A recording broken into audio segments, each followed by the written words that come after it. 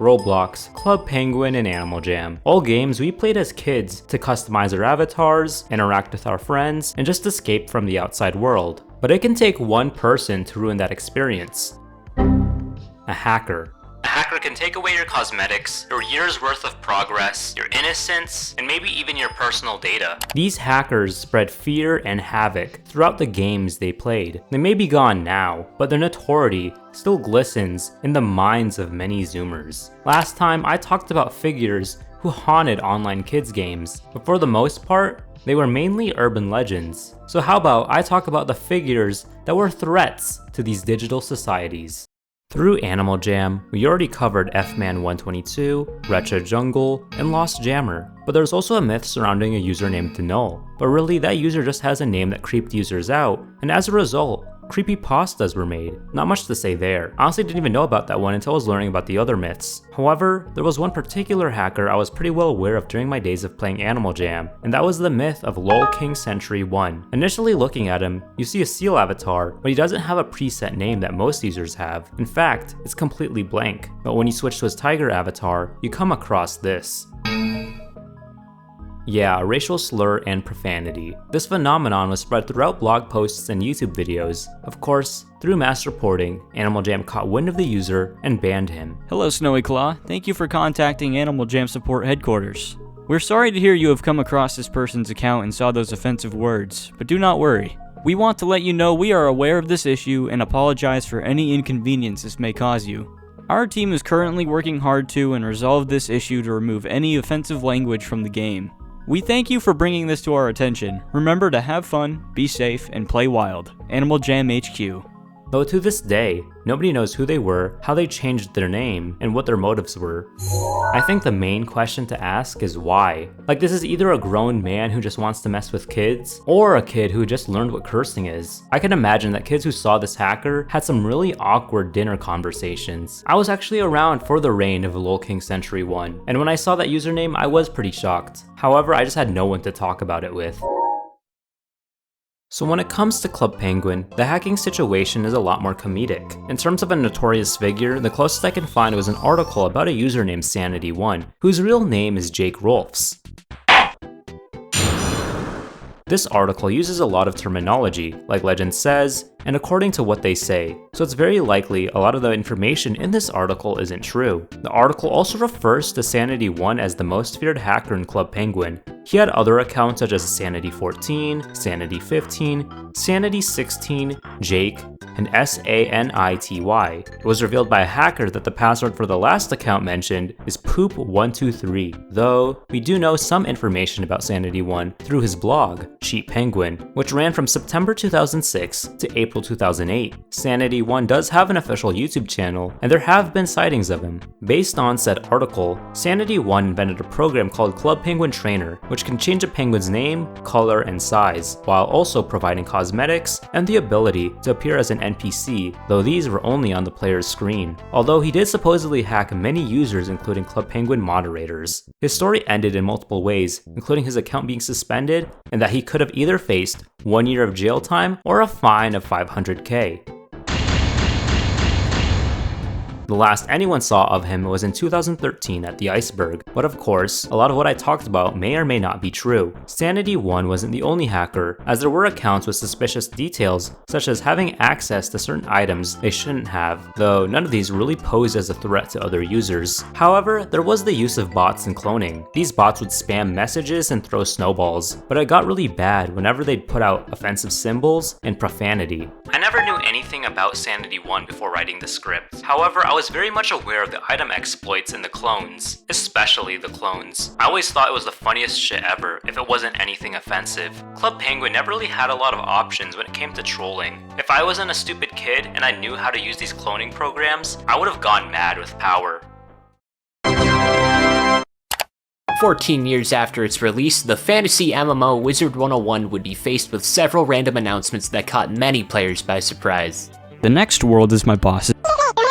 King's Isle is the worst company I have ever worked for. The wizard police are after me. Join Builders Club, it's free! This game is shit. F***ing balls. My name is Walter Hartwell White. I live at 308 Negra Arroyo Lane of Albuquerque, New Mexico, 87104. This is my confession.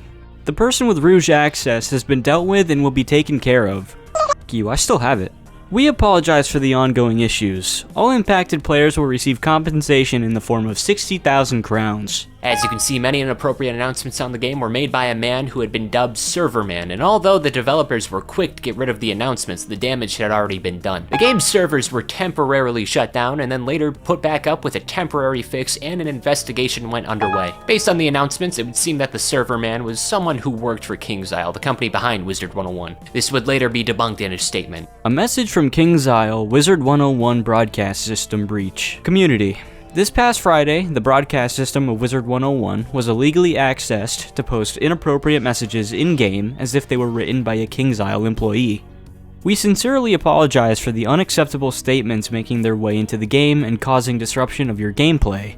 We take great care in ensuring Wizard 101 is a family-friendly game and feel disheartened when someone finds a way to disrupt that experience.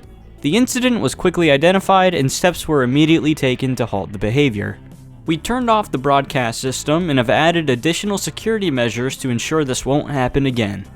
At this time, we believe that an external party initiated the messages through a non-traditional method of accessing the broadcast system.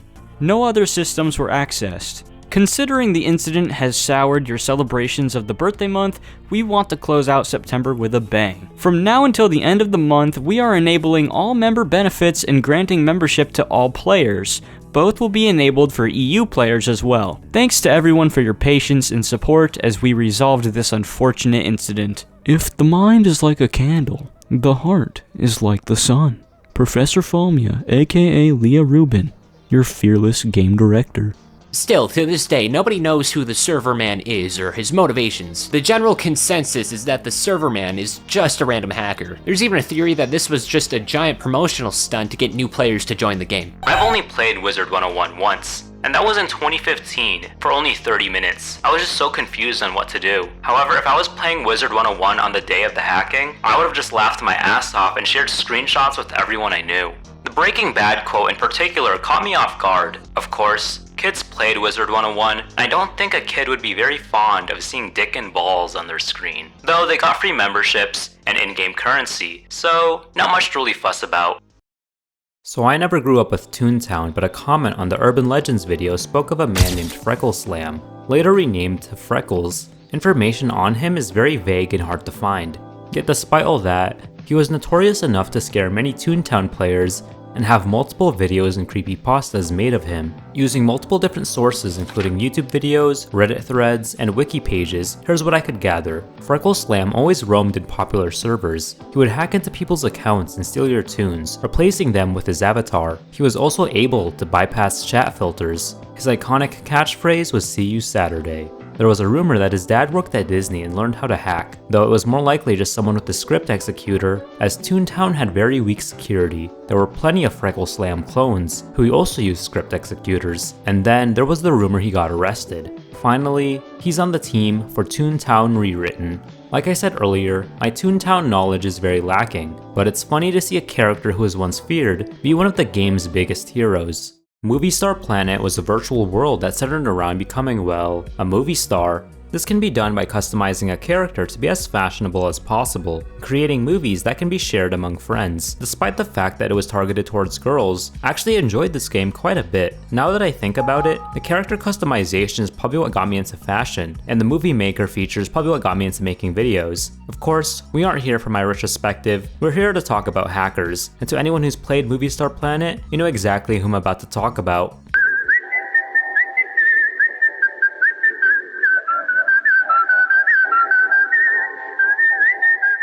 Miss Philly was a hacker in MovieStarPlanet who would go into people's systems and play the song Twisted Nerve, a song from the movie Kill Bill. You've also heard the song sampled in the song Chill Bill by Rob Stone, which is prevalent in internet culture in the 2010s. While some thought about the movie and the vines, MovieStarPlanet users would be struck with PTSD whenever they heard the song. Miss Philly's appearance goes back as 2013, where she hacked a user named IzzyWizzy02 and posted in a forum. Throughout the 2010s, Miss Philly was very much a feared figure, as videos began spreading about her only until she was hacked in 2016 by another famous hacker named The Cult. For the most part, that's all I could really find about Miss Philly, but she is very much linked to two other hackers who are also quite notorious in MovieStarPlanet. Miss Philly's character appearance was very similar to that of the hacker Anonymous, who had no connection to the actual hacker group of the same name. It was theorized that these two may be the exact same person, though nothing to confirm that. On June 28, 2012, a forum on the United Kingdom server for MovieStarPlanet would be made by a deleted user. On this forum, the deleted user would scare many users by stating that they were a level 1 non-VIP, which was the paid membership. This scared many users because this was completely impossible. There are a ton of different users who are allegedly hacked by Anonymous, though none of these are confirmed. Anonymous would also hack people's accounts and put their names into leaderboards, making them a Robin Hood of sorts. Just like with Miss Philly, stories of Anonymous spread all over through YouTube videos. Anonymous didn't work alone, as they worked with the previously mentioned The Cult, and I think that's where I'll stop talking about MovieStarPlanet hackers. There were more of them, such as the Dolly, Grim Reaper, and Blab Fight, but the story is pretty much the same for all of them. One day they just appeared and started hacking into people's accounts. Honestly, I thought this part would be a lot more interesting. I just remember going on social media and seeing people talk about how afraid they were of Miss Philly, but looking into it, it's just so lackluster. No rabbit hole, and no big MovieStarPlanet incident. Well, there is one, but it's not hacker related. Though I guess it makes sense. Your account where you make your character look as fashionable as possible is about to get taken away. And like I said, many of these avatars were scary looking, and this was around peak creepypasta era, so of course many kids were going to be traumatized. In the last video, I talked about Guest666, Jane and John Doe, and 1x1x1x1, which you guys gave me a lot of shit for mispronouncing. However, many of you guys have been requesting I talk about the hacker Jenna, otherwise known as A Girl Jenna. Our story begins in July 8, 2021, though the A Girl Jenna account was really made in 2018. A YouTuber, going by ZeroFix, would make a video titled The Oh Dare Full Movie 4K, a horror Roblox story, where Jenna plays a villain role. If you don't know what an Oh Dare is, it basically means online dater. This movie would then be fully fleshed out into a series, with a music video and also a remake of the first movie. It would be in 2022 where TikToks would emerge that Jenna was going to hack every girl on Roblox on February 7th and 8th, take all the boys for herself. This is what I had so many comments for. With how big the rumor spread, ZeroFix, the creator of the movies, would take a note of the situation, creating some cryptic messaging in the bio of the Jenna Roblox account, showing a 7 and an 8. Many YouTubers such as Flamingo and Creekcraft took advantage of the rumor, making their own videos on the hacker. There would be many games on Jenna, including an actual game on the account, which would then be infiltrated by the hacker Tubers93, a name that's going to be very important later on. Of course, the 7th and the 8th passed, but nothing happened, though the Jenna Roblox account did eventually get hacked, as ZeroFix pressed a link, which stole the Jenna password. This was just a poor man's John Doe. I'm guessing a lot of the people who wanted me to talk about this in the comments are extremely young, because I don't see how anyone could have fallen for this. I think the bigger concern should be the online dating culture in a kid's game. Like, how is your first love a Lego minifig? There is a similar case with a hacker known as Nightcrawler, who would come out at 7 PM every Sunday, and if you stared at him, you'd just get kidnapped. Yeah, that's it, and the only proof of it is through a TikTok. Yeah, that one was just really unoriginal, and it's the same thing with the MovieStarPlanet hackers. I think people were just scared of how the avatar looked, rather than the actual hacker myth. I think it's time to talk about an actual Roblox hacker, and who better to start off with than CoolKid. The CoolKid account was made all the way back in June 15th, 2019 as an alt to the user 007N7. But our story really begins in 2014 with the introduction of the CoolGUI Roblox exploits in the Roblox group Team CoolKid. In order to activate the CoolGUI, you had to use a script executor like Synapse. CoolGUI had many different abilities such as flooding or lagging the game, or just straight up killing players. All of that, of course, disrupted the experience for many kids just trying to play some Roblox. CoolKid would hack games such as Work at a Pizza Place and Natural Disaster Survival, replacing all of the textures with the CoolKid's avatar, playing loud music, and constantly saying, "Team CoolKid, join today." It would be thanks to YouTube videos of these hacking incidents that CoolKid would gain notoriety. Eventually, in 2016, the CoolKid account would be terminated and his group would end up continuing in the form of multiple different groups with different owners. As Roblox's security would get better, the Cool GUI would also be patched, ending the Cool Kid story here. This man's a marketing genius. He hacked popular games at the time to promote his online group. This is like how companies use drones to promote their products, except a lot more ethical. Roblox's most infamous hacker was a man named Tubers93, and let's just say that his methods were a bit insensitive to say the least. On September 22nd, 2018, the Tubers93 account would be made, which was ran by multiple users. 2 months later, Tubers03 would have a game called Little Angels Daycare, renaming the game to Little Devil's Daycare. The game would have a demonic theme and a Jeff the Killer image with a screamer sound effect. Of course, this was later changed. On September 28, 2019, a random game pass for the game Arsenal called Admin would appear for 80 Robux. But the admin powers were for a completely different game. The game pass would eventually be removed and the Arsenal developer would give those who bought the pass exclusive cosmetics. On October 2nd, 2019, Tubers93 would compromise Meep City. If players joined the game, they would instead be teleported to a game called Meep City 2. Spawning into the game was in really bad taste, as players would begin the game on top of the name of God in Arabic. The anti-Islamic imagery didn't end there, as there were mosques, a chant being played in the background, and a tool called Warship that would explode the player. This led Alex Neutron to close down the game and fix up Meep City. Everything I just described is pretty gross, but the hackers' antics unfortunately progressed. Meep City would be compromised once again on February 29, 2020. Players who joined the game would be met with their avatars being changed to the Austrian painter, if you know who I'm talking about. A backdoor virus was also in the game, which took you to a completely different version of the Meep City playground. There would be a pinata of the developer, Alex Neutron, and hitting Alex would result in 2 sound effects, a metal bat and a female moan, which was then changed to the N-word. So basically, you could hit the developer of Meep City, and you could either get a girl moaning or the N-word, like I said. That's pretty crazy stuff. Various racist music and edgy sound effects would also be heard in the background. Worst of all, you just couldn't leave the game no matter which method you tried. You'd just be teleported back, unless you used Task Manager or Alt F4. On April 8, 2020, Tubers93 would make an obby game, which when completed would let you spin a wheel and receive Robux which were given by the group, the Goofy Goobers. Soon after, the group would be locked at its peak of 66,000 members. 3 days later, Tubers93 would also release a game that involved voice chat, but this was prior to the release of Roblox's official voice chat feature. The voice chat in this game would use an external website to record audio and upload it into the game. Eventually, it would get deleted. On April 20th, 2020, there would be another Roblox obby. The YouTuber Flamingo, or Albert, would make a video on the game as well, and as a result, the popularity of the Roblox games would explode as well as the Roblox groups and Discord servers. October 2020 would see the release of a 4th Roblox game, though for this one, nobody was supposed to press a button for 5 minutes. Once again, Albert would make a video on the game, yet the game had run dry of Robux.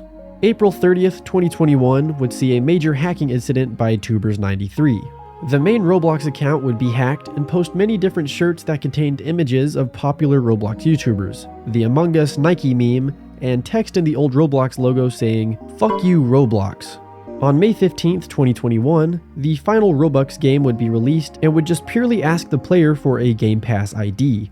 Roblox added countermeasures to group payouts to ensure nothing like these game passes would ever release, and it would work. After Meep City's parties were removed, Creekcraft would play the game on February 16th, 2022. Sometime in the stream, he received over 939,000 coins by Tubers93. At the same time, games Find the Markers and Name the Logo would receive multiple messages from Tubers93 containing the word hello. The original Meep City 2 map was brought back, with a Roblox avatar that could be hit with a pinata for Robux, and a mosque that would have prayers to Tubers93 for some reason. On September 21st, 2023, the Tubers93 group would announce that they were retiring. Throughout Tubers93's reign, there were many YouTube videos and interviews with the famous hacker. The last we'd ever see of them would be on February 5th, 2024, where a user known as Lucas took the username before it reset.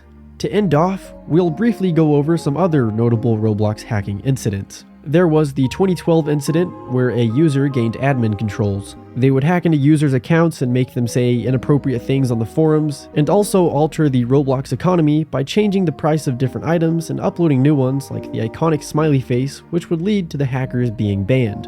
There was also the hacking incident in 2020, where multiple users would be hacked to include pro-Trump imagery and have kids' parents vote for Trump. Based on everything we just read, it seems like Roblox just has a lot of oppositions. Like they're really trying to sabotage the game and ruin the experience for many children. As for the offensive stuff, whether or not you think it's funny, you gotta admit, it's in poor taste. Before this video, I wasn't really aware of these hacking incidents, but I can imagine from the outside perspective of a kid playing the game, this must have been really crazy.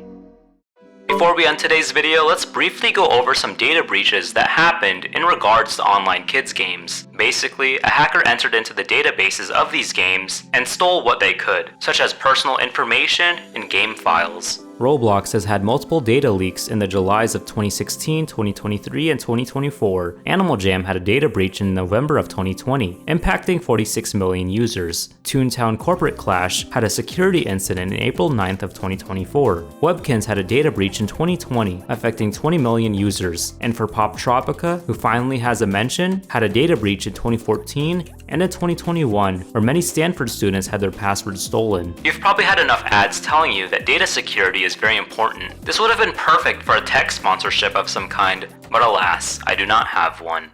Based on what we've seen, hackers have one of two motivations: to get to the top without any of the hard work, or to just mess with kids who just want to have fun. Once you learn how to hack, all the players in the game are pretty much just ants. It doesn't require a genius to tell you that hacking is illegal, but really just let these kids enjoy the game.